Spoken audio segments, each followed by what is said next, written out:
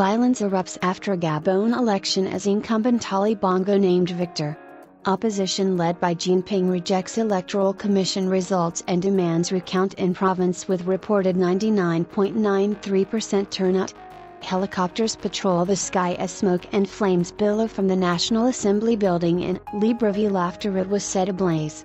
Clashes between opposition supporters and security forces broke out in the capital of Gabon on Wednesday after Ali Bongo, the incumbent president, was controversially declared the winner of Saturday's election, extending the rule of one of Africa's longest political dynasties to more than 50 years.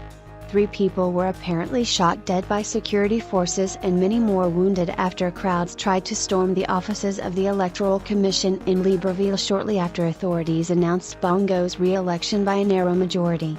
There were reports that protesters had set fire to part of Gabon's parliament building. A witness told Reuters that demonstrators entering from the back of the National Assembly started the blaze and firefighters were trying to extinguish it. Bongo won 49.80% of the vote against 48.23% for his rival, Jinping, adding another 7 years to his family's half-century rule of the Central African country. The announcement of the result was repeatedly delayed, and opposition supporters on Wednesday cried foul over what they claimed were voting irregularities in at least one of the country's 9 provinces. Bongo's father, Omar Bongo, ruled the country for more than 40 years, squandering much of its vast oil wealth and hiding it overseas rather than using it to lift its people out of poverty. Bongo Jr., as Ali is known, has tried to distance himself from the sins of his father, but the apparent manipulation of the vote in at least one province has attracted much criticism. Many Gabonese ventured out early on Wednesday to stock up on groceries, anticipating the violent clashes between protesters and the armed forces, which were deployed to the streets of Libreville on Tuesday.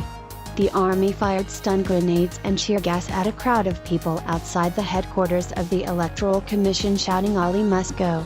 According to Ping, they also fired live bullets, which he said killed 3 and wounded many.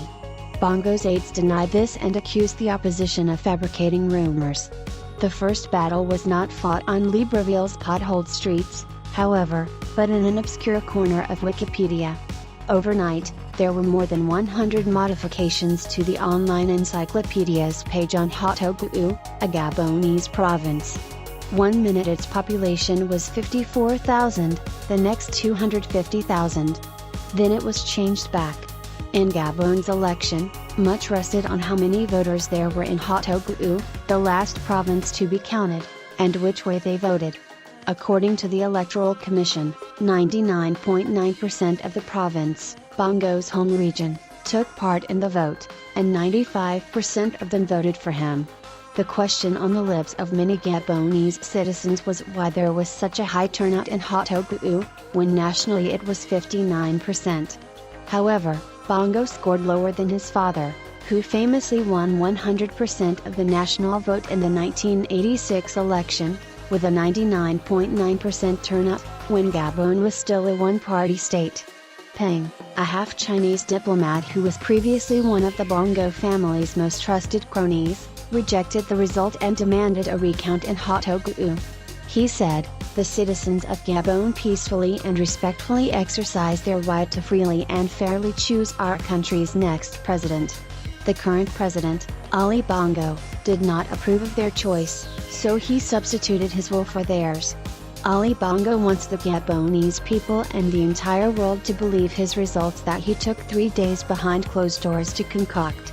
The Gabonese people and the world can clearly see the fraud, lies, and manipulation behind 99.9% voter turnout in the areas where he won, also by a truly unbelievable 95%, including thousands of voters who don't even exist or are currently alive there. Results like Ali Bongo's are the hallmarks of dictators and tyrants who refuse to give up power, not the cornerstones of democracies, nations, and peoples who respect fairness and the rule of law. Ping added, to use one province to impose a coup in the country could have serious consequences for national unity. Opposition parties united behind Ping just a week before the election.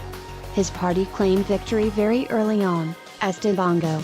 The National Election Commission, SNAP, was due to announce the result on Tuesday afternoon at 5 p.m. local time.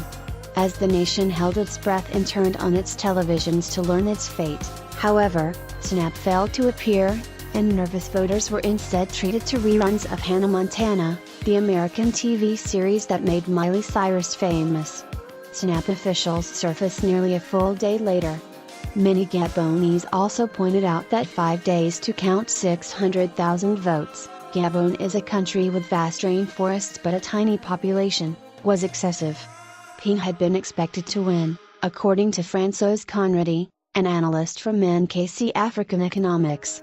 We think, based on what the opposition has reported and on what sources have told us about people's voting preferences in Gabon, that Mr. Ping won more votes than Mr. Bongo, Conradi said. A smiling Bongo said the election had been hotly contested, strong and democratic, adding that he deplored the excesses of the campaign and the attempts at destabilization that we have, partly, been able to thwart. Ping painted a less rosy picture for the future of the Bongo dynasty. Their ship is sinking, even the rats are starting to leave it. We are cleaning out Gabon, he said.